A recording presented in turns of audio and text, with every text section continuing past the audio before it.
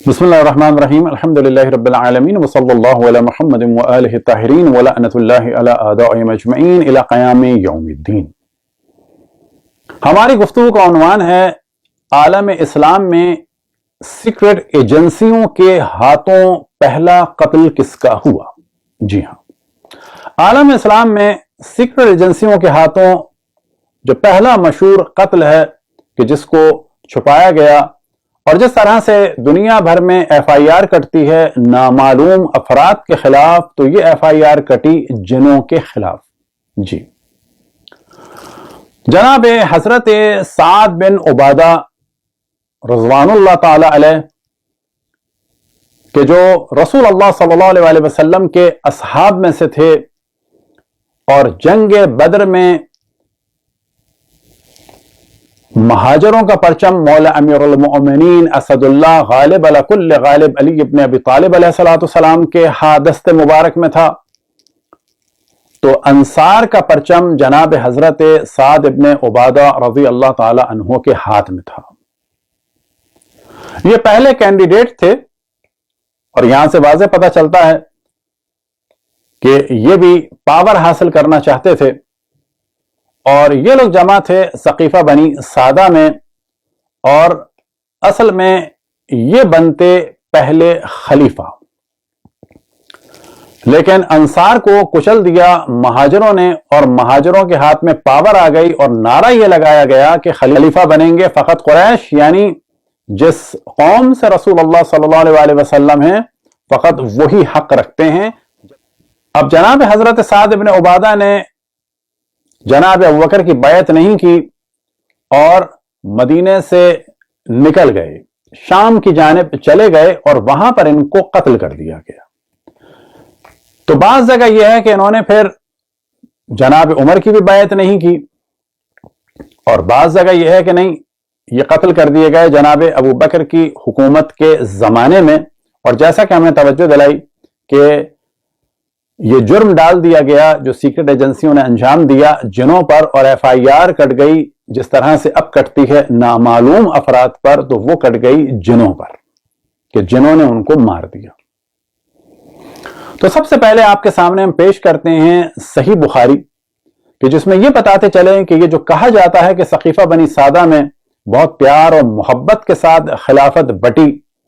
तो ये बिल्कुल गलत है। आपके सामने सही बुखारी जिल्द नंबर 8 और बाब है 17, बाबो रजमिल हुबला मिन ज़िना इज़ा अहसनत। अगर कोई औरत ज़िना से हामला पाई जाए और वो शादीशुदा हो तो इसे रजम किया जाएगा। सफ़ा नंबर है 182 और हदीस नंबर है 6830। और असल मौजू यह है कि किसी शख्स ने कहा कि अगर लौ माता उमर लक़द बयातो फलानन, कि अगर उमर का इंतकाल हो गया तो मैं फलान साहब, और नाम नहीं है, और ये मुख्तलिफ जो शारहीन हैं सही बुखारी के उन्होंने एहतमाल दिया है, तो मैं बैत करूंगा किसकी, तलहा बिन अब्दुल्ला से बैत करूंगा। ये सुन के जनाब उमर बहुत ज्यादा नाराज हुए और हज के ज़माने में ये अफवाह उड़ी थी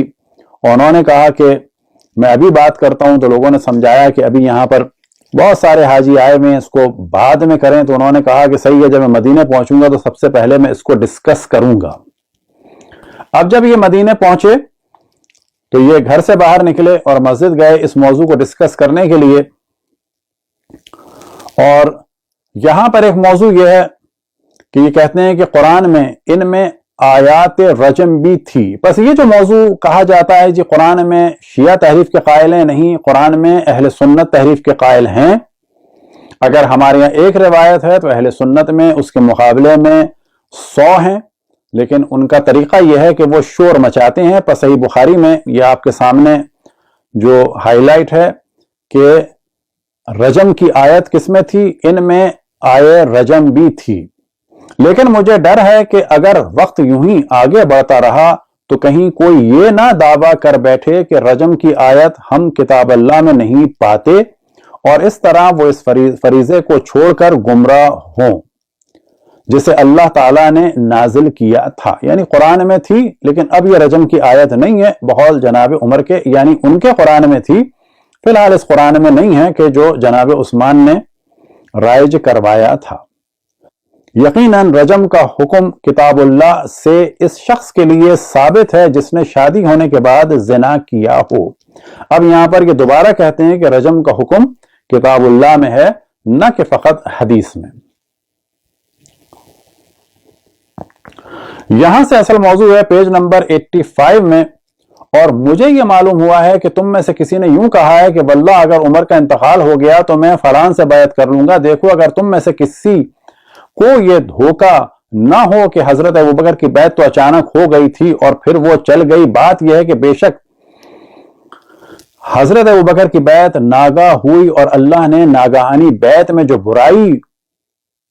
ہوئی ہے اس سے تم کو بچایا ہے، یعنی ایک ناگہانی بیعت تھی، اس میں برائی تھی، اور بقول یہ کہ ان کو بچایا ہے لوگوں کو اس برائی سے کہ جو جناب ابوبکر کی بیعت میں تھی، جبکہ ایسا نہیں ہے، اس کا بہت نقصان ہوا، اور سب سے زیادہ نقصان جناب حضرت فاطمہ سلام اللہ علیہا اور اہل بیت علیہم السلام کو اور دین واقعی رسول اللہ صلی اللہ علیہ وآلہ وسلم کو ہوا۔ اور یہاں پر بھی نیلے سے ہے ان الانصار خالفونا۔ اب یہ کہتے ہیں کہ ثقیفہ بنی سعدہ میں اور خلافت کے موضوع میں انصار ہمارے خلاف تھے، اور کون خلاف تھے؟ وخالف ان علی والزبیر ومن معہما، اور ہمارے مخالف تھے علی اور زبیر اور جو ان کے طرفدار تھے۔ اب یہ یہاں پر کہتے ہیں کہ جو بھی بیعت کرے گا اب کسی کی بغیر ہمارے مشورے کے تو اس کو قتل کر دیا جائے گا۔ نتیجہ یہی ہوگا کہ بیعت کرنے والا اور بیعت لینے والا دونوں اپنی جان گنوا دیں گے۔ یہاں پر کھلی دھمکی دی جا رہی ہے کہ ہم قتل کر دیں گے۔ اب اگلے مرحلے میں نیلے سے ہائی لائٹ ہے، ہم نے ایرو بنا دیا، البتہ انصار نے ہماری مخالفت کی تھی اور وہ سب لوگ ثقیفہ بنی سعدہ میں جمع ہو گئے تھے، اسی طرح علی اور زبیر ان کے ساتھیوں نے بھی ہماری مخالفت کی تھی، بس انصار مخالف تھے۔ اب یہاں پہ کیا ہوا کہ جناب سعد ابن عبادہ کو خلیفہ بنایا جا رہا تھا۔ اب جناب سعد ابن عبادہ بیٹھے ہوئے تھے، بخار کے عالم میں تھے، اور یہاں پر یہ سلسلہ شور کا شروع ہوا، اور حباب ابن منذر نے، یہ صفحہ نمبر 187 میں ہے، من الامیر ومنکم الامیر، کہ حباب ابن منذر نے کہا کہ ایک امیر ہم میں سے ہو اور ایک امیر آپ میں سے ہو۔ اب اس پر ہنگامہ شروع ہو گیا اور شور شروع ہو گیا، لیکن یہاں سے مہاجروں نے کیا کہا؟ مگر خلافت قریش کے سوا اور کسی خاندان والوں کے لیے نہیں ہو سکتی، کیونکہ قریش از روئے نسب اور از روئے خاندان تمام عرب کی قوموں میں بڑھ چڑھ کر ہیں۔ یعنی یہاں پر جو ان کی دلیل تھی وہ تقوی الہی نہیں تھی بلکہ قریشی ہونا تھا، کہ ہم کیونکہ قریش سے ہیں اور رسول اللہ صلی اللہ علیہ وآلہ وسلم بھی قریش سے تھے، لہذا پاور ہمارے ہاتھ میں ہونی چاہیے۔ حباب ابن منذر نے کیا کہا کہ ایک امیر ہم میں سے ہو جائے اور ایک امیر آپ میں سے ہو جائے، یعنی یا تو دو امیر مل جائیں، ایک مہاجروں میں سے ہو ایک انصار میں سے ہو، اور یا یہ کہ ایک دفعہ امیر مہاجروں کا ہو ایک دفعہ امیر انصار کا ہو۔ لیکن مہاجروں نے کہا کہ نہیں، انصار میں سے نہیں چلے گا، کیونکہ خاندان کے اور قبیلے کے اعتبار سے ہم قریش ہیں اور حاکم قریش کا ہوگا۔ اب گو کہ جناب ابو بکر نے اس پر کہا من الامیر ومنکم الوزراء، امیر ہم میں سے ہوں گے اور وزیر تم لوگوں میں سے ہوں گے۔ لیکن جو اصل میں ہوا، جو اصل موضوع ہے، وَنَزَوْنَ عَلَى سعد ابن عبادہ فقال قائل منهم قتلتم سعد ابن عبادہ فقلت قتل اللہ سعد ابن عبادہ۔ اس کے بعد ہم حضرت سعد ابن عبادہ کی طرف بڑھے۔ اب یہاں پر نزونا کے معنی ہوتے ہیں یعنی ان پر کود پڑے یا ان پر ٹوٹ پڑے، لیکن اب یہاں پر ظاہر بتایا جا رہا ہے کہ بڑھے۔ اب لیکن بڑھے تو ہوا کیا؟ ایک شخص انصار میں سے کہنے لگا بھائیوں بیچارے سعد ابن عبادہ کا تم نے خون کر ڈالا،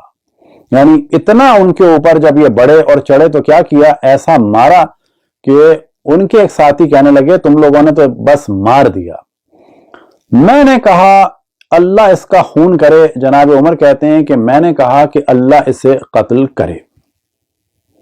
اور پھر اس کے بعد آخر میں یہی والا موضوع ہوتا ہے, اگر کسی نے کسی کی بیعت کی نہ اس کی جس سے بیعت کی گئی, کیونکہ دونوں اپنی جان گنوا دیں گے. تو یہاں پر کہہ رہے ہیں کہ اگر کسی نے کسی کی بیعت کی بغیر صلاح مشورے کے تو دونوں قتل کر دیے جائیں گے. یہی والا موضوع ہے تفہیم البخاری میں, اور خصوصاً اور ہم سعد ابن عبادہ رضی اللہ پر غالب آ گئے اور ایک شخص نے کہا کہ آپ لوگوں نے سعد ابن عبادہ کو مار ڈالا. میں نے کہا کہ سعد ابن عبادہ کو اللہ تعالیٰ نے مار ڈالا, یعنی ناکام کر دیا. اب یہ اس طرح سے داستان بنائی جا رہی ہے, یعنی کیونکہ وہ فیل ہو گئے, خلیفہ نہیں بن پائے, تو یعنی قتل ہو گئے, جبکہ ایسا نہیں ہے. لفظ نزاؤنہ کے معنی ہے کہ ہم ان پر ٹوٹ پڑے. اب صحیح بخاری کا ایک اور ترجمہ آپ کے سامنے ہے, حافظ صلاح الدین یوسف کا, جلد نمبر ہے 6, اور یہاں پر یہی والا موضوع ہے. فَكَسَرَتِ اللَّغَةُ وَارْتَفَعَتِ الْأَصْوَاتُ, یعنی اب خوب شور شرابہ ہونے لگا, پھر شور و غل زیادہ ہو گیا اور آوازیں بلند ہونے لگیں. وَنَزَوْنَ عَلَى سعد ابن عبادہ, اس کے بعد انصار نے بیعت کی. ہم حضرت سعد ابن عبادہ کے پاس گئے تو انصار میں سے کسی نے کہا تم نے سعد ابن عبادہ کو قتل کر دیا. میں نے کہا کہ اللہ نے اس کا خون کیا ہے. اب اگر یہ بھی مان لیا جائے کہ یہ ان پر طنز کر رہے تھے کہ قتل کر دیا, تو کیا یہ ایک صحابی کی توہین نہیں ہے کہ ان پر یہ تہمت لگائی جا رہی ہے کہ وہ خلافت کے لالچی تھے اور وہ مر گئے اور ان کو خلافت نہیں ملی اور ان کو تانا دیا جا رہا ہے. تاریخ ابن کثیر جلد نمبر 7 آپ کے سامنے ہے کہ جس میں جناب سعد ابن عبادہ کا ذکر ہے کہ آپ انصار میں سے تھے اور خزرجی بھی کہا جاتا ہے, آپ ان کے سردار تھے. یعنی کیونکہ مدینے والے اور انصار دو مشہور قبیلے تھے, اوس و خزرج, تو یہ خزرج کے تھے. جنگ بدر کے روز مہاجرین کا جھنڈا حضرت علی کے پاس تھا اور انصار کا جھنڈا حضرت سعد ابن عبادہ کے پاس تھا. اب یہاں پر ہے کہ آپ نے حضرت صدیق کی بیعت سے تخلف کیا اور شام چلے گئے, اور حضرت صدیق کی خلافت میں حوران کی ایک بستی میں 13 ہجری میں وفات پا گئے. پیج نمبر 54 پر ہے کہ ابن عبد البر کا بیان ہے کہ مورخین نے اس امر میں کوئی اختلاف نہیں کیا کہ آپ اپنے غسل خانے میں مردہ پائے گئے اور آپ کا جسم سیاہ ہو گیا اور لوگوں کو آپ کی موت کا پتہ نہ چلا, یہاں تک کہ انہوں نے ایک کہنے والے کو کہتے سنا کہ ہم نے خزرج کے سردار سعد ابن عبادہ کو قتل کر دیا ہے اور ہم نے تیر کے ساتھ ان کے دل پر نشانہ مارا ہے. ابن جریح کا بیان ہے کہ میں نے عطا کو بیان کرتے سنا ہے کہ حضرت سعد ابن عبادہ رضی اللہ کے بارے میں یہ 2 شعر جنات نے کہے تھے, یعنی یہ مارے گئے اور پھر جنات نے مدینے میں آ کے بتایا کہ جی ہم نے مارا ہے سعد ابن عبادہ کو. تو اب یہ داستان بنائی گئی تاکہ مدینے میں جب انصار کو پتا چلے تو ان کو بہلایا جائے کہ نہیں ان کو تو جنوں نے مارا ہے. یہی والا موضوع ہے, آپ کے سامنے ہے طبقات کبریٰ جلد نمبر 7. اب یہاں پر نیلے سے ہم نے ہائی لائٹ کیا ہے فما علما بموتہ بالمدینہ, کہ مدینے میں نہیں پتا چلا, یہاں تک کہ کنویں کے پاس کچھ لوگوں نے سنا کہ جن یہ کہہ رہے ہیں قتلنا سید الخزرج سعد ابن عبادہ, کہ جن یہ کہہ رہے ہیں کہ ہم نے قتل کر دیا ہے خزرج کے سردار سعد ابن عبادہ کو. اور پھر یہی والا موضوع ہم نے ریڈ سے دوبارہ ہائی لائٹ کیا ہے, اور یہ ہے طبقات ابن سعد میں. مصنف عبد الرزاق جلد نمبر 2 آپ کے سامنے ہے, حدیث نمبر صفحہ نمبر ہے 851 اور 852 اور حدیث نمبر ہے 6778. اور یہاں پر یہ والا موضوع ہے کہ قتادہ بیان کرتے ہیں کہ حضرت سعد ابن عبادہ رضی اللہ عنہ کھڑے ہو کر پیشاب کرنے لگے, پھر وہ واپس آئے اور بولے مجھے اپنی پشت پر کوئی چیز محسوس ہو رہی ہے. پھر کچھ ہی عرصے بعد ان کا انتقال ہو گیا, تو ایک جن نے ان کا نوحہ ان الفاظ میں کہا، ہم نے خزرج قبیلے کے سردار حضرت سعد ابن عبادہ رضی اللہ کو قتل کر دیا، ہم نے انہیں 2 تیر مارے ہیں جو سیدھے ان کے دل پہ لگے ہیں۔ معرفت الصحابہ لابن نعیم اصفہانی، اور یہاں پر بھی یہی والا موضوع ہے، اور پیج نمبر ہے 1245 اور 1246، اور حدثنا فاروق الخطابی، اور یہ گفتگو ہے جناب سعد ابن عبادہ کے بارے میں، اور آپ کے سامنے ہے المستدرک علی الصحیحین، اور جلد نمبر ہے 4 اور صفحہ نمبر ہے 485 اور حدیث نمبر ہے 5102، اور یہاں پر بھی یہی والا موضوع ہے، ان سعد ابن عبادہ اتا صبات قومہ فخر میتا فقالت الجن، کہ حضرت سعد ابن عبادہ ایک قبیلے کے کوڑے کے ڈھیر کے پاس سے گزر رہے تھے کہ وہیں پر اچانک مر کر گر گئے، تو ایک جن نے کہا، ہم نے خزرج کے سردار سعد ابن عبادہ کو مار ڈالا ہے، اور ہم نے 2 تیر مارے ہیں اور دونوں سیدھے ان کے دل پر جا کر لگے ہیں۔ پھر اگلی حدیث میں ہے کہ حضرت سعد ابن عبادہ پیشاب کرنے کے لیے گئے، پھر جب واپس آئے تو کہہ رہے تھے کہ میری کمر میں درد ہو رہا ہے۔ اس حالت میں آپ زیادہ دیر نہیں رہے تھے کہ فوت ہو گئے، تو اس وقت جنات نے یہ نوحہ پڑا، ہم نے خزرج کے سردار سعد ابن عبادہ کو مارا ہے، ہم نے 2 تیر مارے ہیں جو کہ ان کے دل